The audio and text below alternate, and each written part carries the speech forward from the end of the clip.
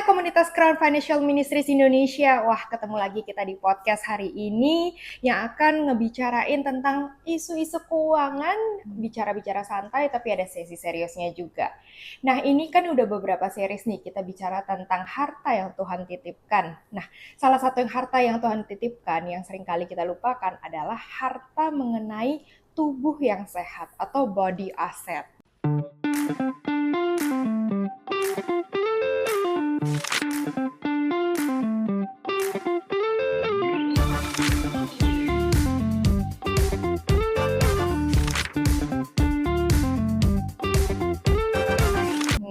Hari ini kita punya narasumber yang juga merupakan salah satu alumni Crown yang akan berbagi tentang insights beliau, bagaimana juga nanti gaya hidup yang sehat membawa dampak dalam hidupnya. Ya tentunya kita mau bicara-bicara santai sih, gimana sih hidup yang sehat itu bisa membawa dampak dalam kehidupan kita, berkat yang Tuhan mungkin ingin lakukan dalam hidup kita lewat tubuh yang sehat.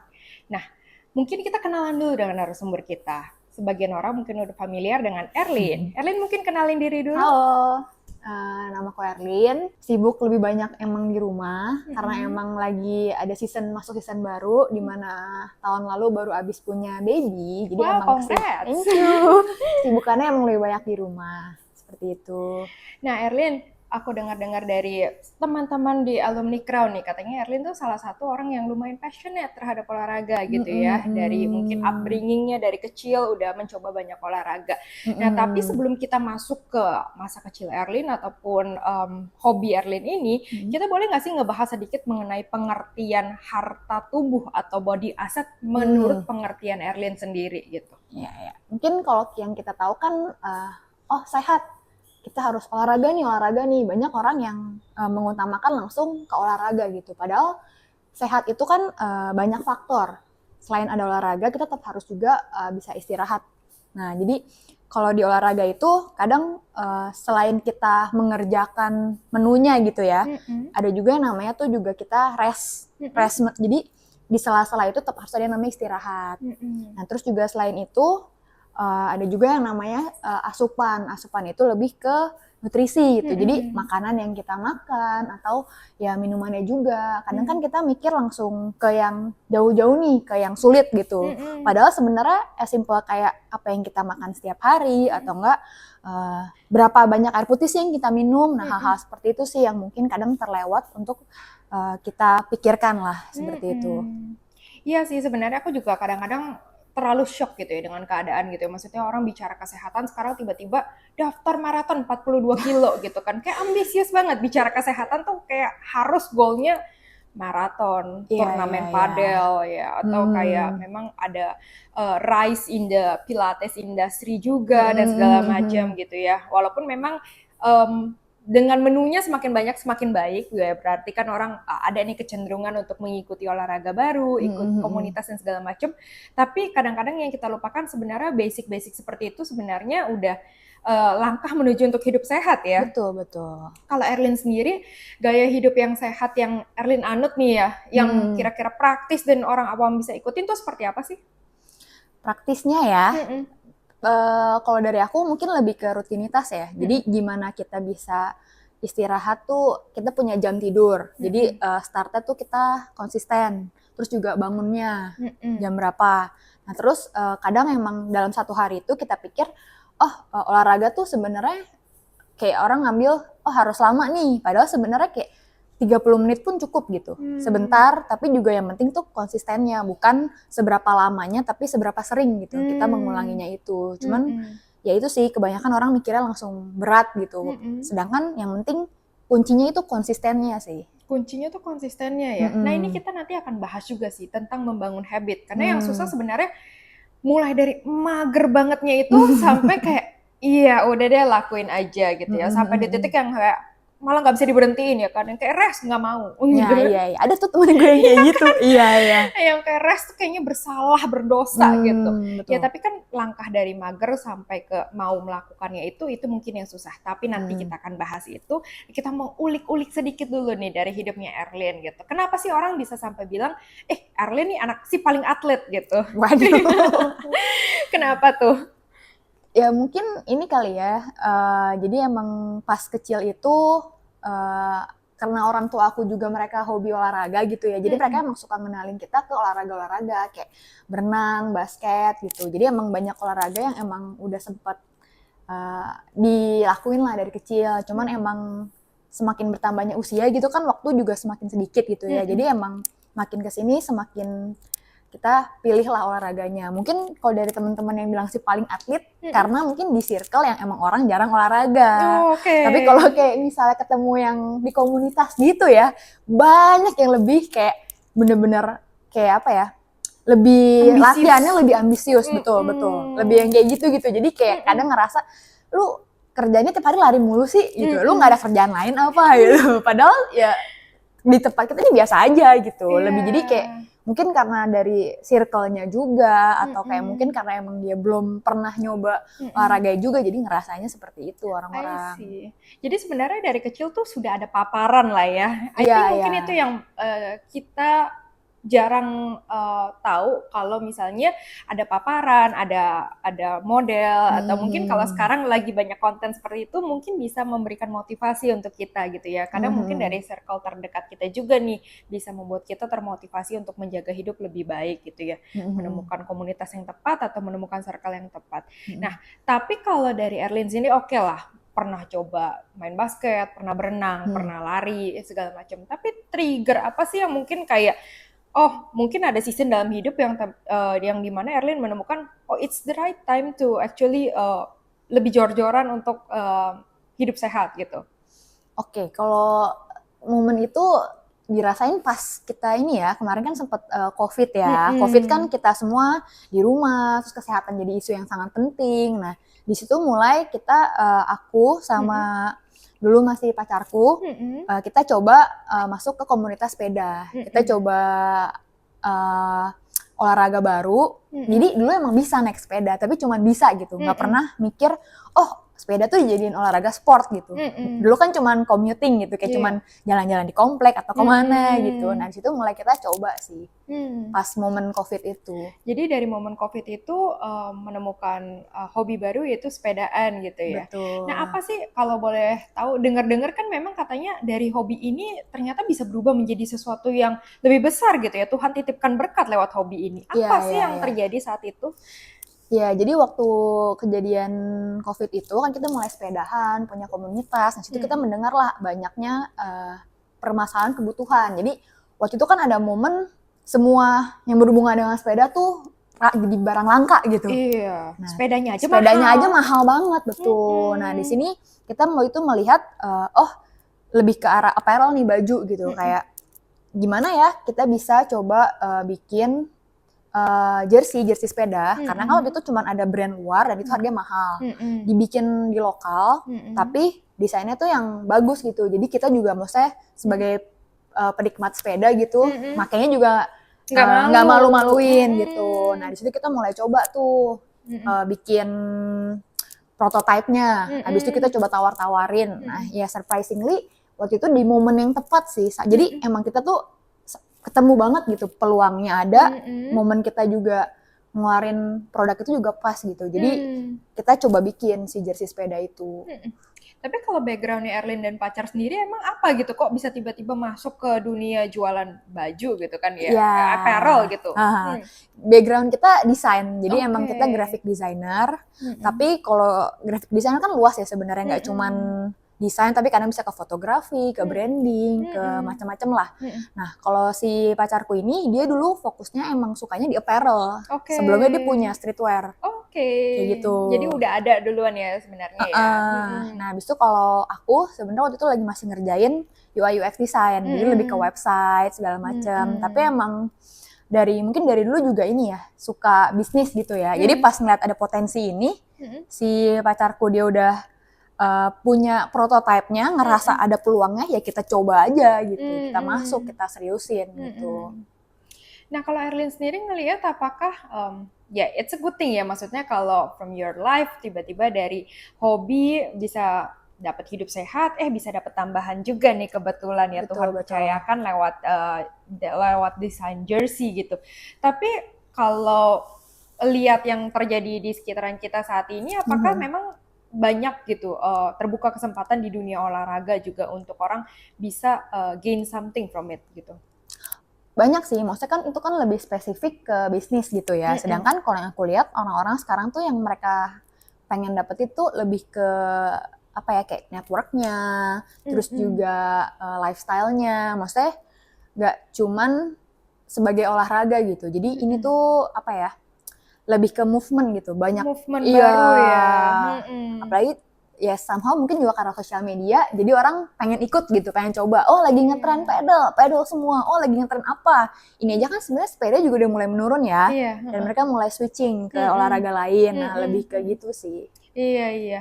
Nah, ini teman-teman menarik banget karena ya mungkin kita lihat di sekitaran kita lagi banyak yang tiba-tiba jadi atlet padel, jadi atlet lari, jadi atau cici pilates gitu ya. Tapi sebenarnya yang mau kita tekankan adalah bagaimana kita gain something dari hal yang paling simpel dari gaya hidupnya dulu nih. Gaya hidup yang sehat, dan menuju tubuh yang sehat dan menjadi pikiran yang sehat, mental yang Betul. sehat, ya kan? Aku lihat-lihat juga mungkin banyak isu mental health juga kali ya, membuat orang Mm-mm. berpikir bahwa apa sih yang hal tersimpel yang kita bisa lakukan ya mungkin ya jalan deh di luar di komplek Iya, gitu ya buat ngurangin stres gitu. betul betul Dari betul. jalan berubah jadi lari, berubah jadi hobi dan segala macam. Mm-mm. Nah, Erlin juga ngelihatnya gimana nih? Apakah memang banyak di sekitaran Erlin juga melihat olahraga sebagai a way out gitu loh untuk mencoba memfixing mental health gitu. Ya, banyak sih. Maksudnya kayak aku ngeliat mungkin beberapa ini ya, ada teman komunitas gitu ya. Kayak Mm-mm. kalau aku tanya, kenapa maksudnya demen banget lari? Karena Mm-mm. kayak waktu lari, kan pikiran tuh bisa kosong gitu ya. Jadi Mm-mm. tuh kayak momen dia tuh nge-refresh gitu. Kayak Mm-mm. stresnya dia, apanya dia gitu. Kayak kadang kan kesibukannya dia, ini tuh kayak me time-nya dia gitu. Mm-mm. Ada juga temenku yang dia tiap hari naik sepeda 100 kilo. Tiap hari. Jadi belum 100 kilo, Sampai tidak bisa belum berkata-kata 100 ya kilo belum kan. pulang. 100 kilo tuh berapa jam sih? Ya mungkin dia kan nggak terlalu cepat. Misalnya dia bukan orang yang tipe ngejar speed ya. Itu Iya. dia sekitar 3-4 jam. Jadi sampai siang baru pulang. Bayangin teman-teman keluar rumah jam 7 pagi, jam 12 siang baru pulang. Sepedaan 100 kilo Iya, setiap hari. cewek, ibu-ibu. Cewek dan ibu-ibu ya kan. Tapi Ya. ya itu dia tadi mungkin kita sempat bahas level of ambitiousness itu kan nggak harus Hmm, sama ya. Tapi hmm, ya sesuaikanlah dengan passion kita gitu. betul. Nah kalau untuk orang-orang yang belum ada minat nih gimana nih Erlin? Kalau Erlin kan kebetulan terpapar nih dengan keluarga Iya, pacar iya, yang iya, tiba-tiba iya. jadi suami gitu kan. Dan kemudian menjadi keluarga yang suka berolahraga. Tapi kalau orang yang jauh tidak terpapar dan tidak punya keinginan atau bahkan kayak tidak tergerak nih untuk Hmm, hidup sehat gitu, no judgment at all. Tapi sebenarnya apa sih yang kita bisa berikan insights nih buat teman-teman kita nih untuk memulai lah. oke. Untuk mulai ya, sebenarnya mulai itu kan nggak perlu langsung langkah yang besar gitu ya. Mm-mm. Langkah kecil dulu Mm-mm. gitu. Ya tadi aku bilang, selain olahraga, ada juga dari makan, Mm-mm. dari istirahat. Misalnya pilih dulu deh mana yang bisa paling possible untuk dikerjakan Oke, gitu. misalnya ada 3 opsi nih teman-teman. Makan, tidur, olahraga gitu ya. Mm-mm. Yang mana yang dulu yang mau dibenerin gitu? Bisa ya? Bisa, Kayak tidur dulu deh 6 jam. Bisa nggak konsisten tidur ya, 6 jam? Oke, kita coba tidur 6 jam selama 1 minggu. Mungkin yang kedua, coba makan. ya makan Makan paling susah sih sejujurnya. gimana sih Erlin? Aku tidak terbayang makan yang sehat, bergizi, bernutrisi. Yang makan sehat tuh seperti apa sih? Orang kan kebayangnya salad Iya, iya, yang iya. mahal-mahal gitu kan, dada Ya. ayam yang seret gitu. Hmm. Tapi makan yang sehat menurut pandangan Erlin tuh seperti apa sih? Ya sebenarnya aku juga nggak bisa ngasih apa ya, nggak bisa ngasih Mm-mm. banyak uh, insight-nya gitu, karena misalnya aku pribadi juga makan masih berantakan. Tapi Mm-mm. kalau boleh ngasih pendapat gitu ya, yang Mm-mm. sehat, sesimpel ini sih, maksudnya kayak misalnya mau makan gorengan nih, kan Mm-mm. gorengan tuh susah banget ya buat Mm-mm. ditolak gitu ya. Ya Mm-mm. mungkin kita bisa ya masak di rumah sih, maksudnya lebih ke home home cook sih, itu yang lebih ideal menurutku. Oke, jadi kalau tadi kita bicara tidur 6 jam, makan mungkin kita bisa mulai dari bawa bekal gitu ya. Karena mungkin home cook, takaran micinnya terjaga, you know Betul. what ingredients you put into your food gitu kan. And you can choose wisely about what kind of food you want to eat gitu kan. Ya Iya, kayak hari ini masak nasi sama ayam, ya coba nggak kita apa-apa. mixing, kita tambahin sayurnya dan segala macam. Mungkin hal sesimpel itu bisa berdampak dalam hidup teman-teman tanpa teman-teman sadarin. Dan yang ketiga, soal bergeraknya nih. Bergerak kan, imagine kalau kita Ya. nih, aduh tinggal di Bekasi, kerja di Sudirman, harus Hmm. commuting 2 jam pergi, 2 jam pulang. Kapan olahraganya Nah, gitu? itu menarik karena ciciku yang kerja di Sudirman gitu pun waktu itu kan aku sempat ada bikin kayak challenge gitu kan dan dia coba ikut. Mm-mm. Jadi kan virtual run lah tapi sama dia dipakai walk. Iya. Jadi dia ngakalinnya gimana? Misalnya dari kantor mau ke kantin, Mm-mm. dia ngambil jalur agak panjang Oke. supaya jalannya lebih banyak langkahnya gitu. Kayak kalau misalnya boleh pilih lift sama tangga, ya mungkin kita boleh lah sekali coba deh naik tangga gitu. Itu hal-hal kecil yang mungkin bisa kita ubah. Tapi kalau misalnya kantornya di lantai 30 gitu, ya itu kan balik lagi ya. Tapi ya Tapi ini lebih gitu menarik sih. ya, dengan mengubah opsi yang ada di sekitar kita dalam kehidupan kita sehari-hari, antara Mm-mm. naik lift atau naik tangga, antara Mm-mm. jalan ke kantin atau nitip OB, ya Ya, kan? Ya, betul. nitip OB atau jalan ke kantin atau let's say naik MRT atau naik mobil gitu ya. Mm-mm. Ada pilihan-pilihan yang conscious kita bisa lakukan untuk let's say, ya mungkin kalau lari 10 kilo too hard gitu Ya, ya. ya. Lari 5 kilo dedikasinya terlalu jauh. Nanti kan Hmm. mesti beli gear mahal gitu. Ya. Tapi mengubah kebiasaan dari hal-hal kecil seperti menambah steps gitu Mm-mm. ya. Itu juga merupakan langkah yang baik untuk kita bisa memulai hidup sehat. Nah, Mm-mm. teman-teman, jadi kalau bicara soal hidup sehat, body asset, mulailah lakukan dari hal-hal yang kecil dengan pilihan-pilihan yang conscious kita lakukan setiap hari. Nah, apalagi nih kalau kita bicara makan, tidur, bergerak, udah nih. Hmm. Tapi uh, katanya ya, Hmm. bicara soal hidup sehat juga bicara tentang managing stress. Hmm. Ya. Managing stress itu menurut Erlin gimana sih caranya? Ini kan sesuatu yang kita tidak bisa, ya well kalau mau di manage, masa kurangin kerjaannya ya kan nggak bisa tuh. Iya, iya, iya. Kayak kemarin kan aku emang dulu sempat dari banyak sering olahraga, punya rutinitas yang ada. Nah, sejak masuk ke season baru ini, punya baby, itu sebenarnya stres itu tuh ada gitu ya. Kayak maksudnya gimana nih? Ini level adanya nih setinggi apa nih? Kayak kalau mau dibilang stres banget tuh bisa gitu ya. Tapi kayak aku lebih milih buat kayak respon kali ya. Ngeresponnya tuh gimana. Jadi kayak di sini lebih ngerasa ya udah ini juga nggak bakal seterusnya begini kok kayak It's gitu. just season of life. Iya, itu cuma season. Terus kayak oh tadinya bisa punya misalnya sehari mau kemana-mana mau ngeplan apa, sekarang jadi susah gitu. Misalnya lebih ke ya udah yang sekarang seperti ini ya dijalanin aja. Dan yang aku selalu pikirin nanti pasti akan kangen momen ini gitu.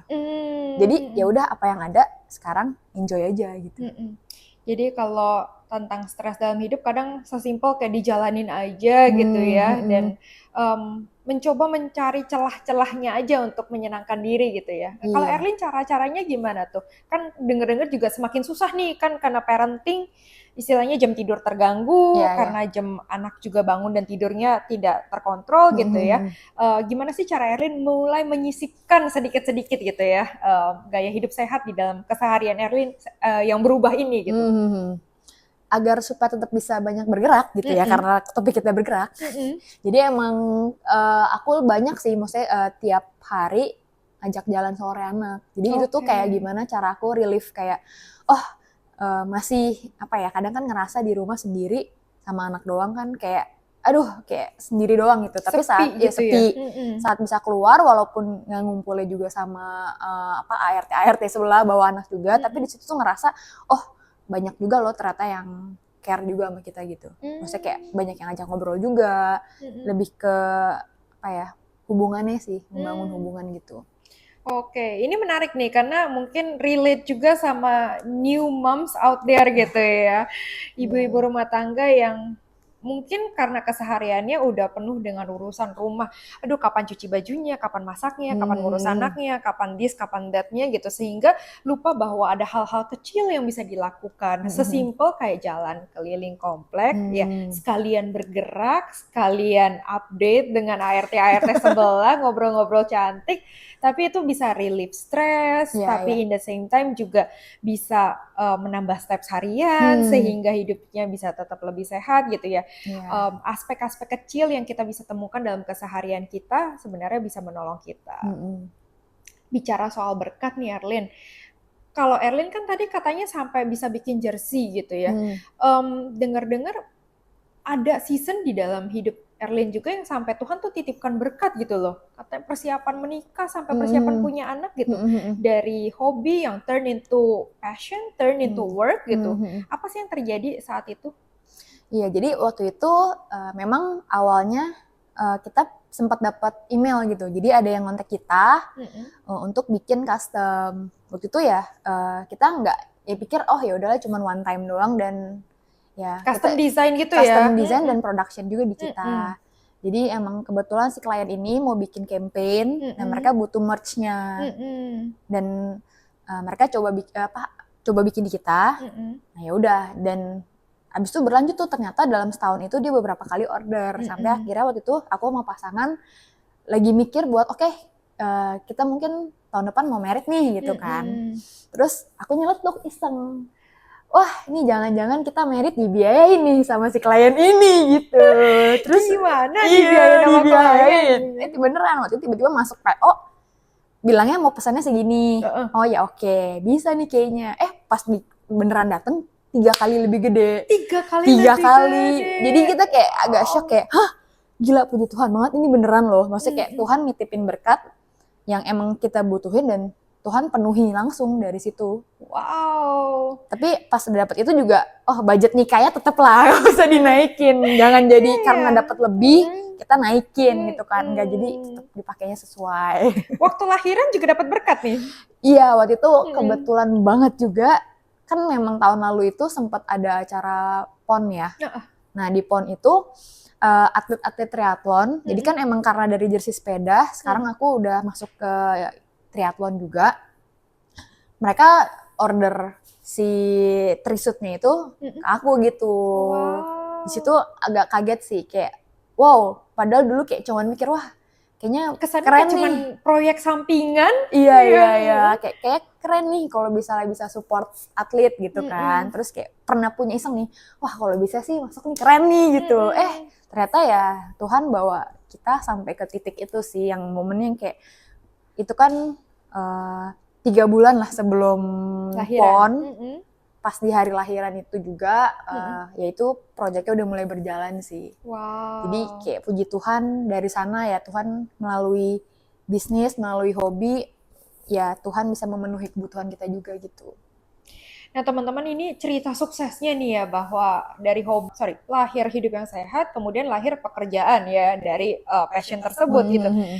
Kita sih sebenarnya nggak encourage teman-teman tuh olahraga sampai jadi influencer ya, atau sampai jadi bisnis gitu.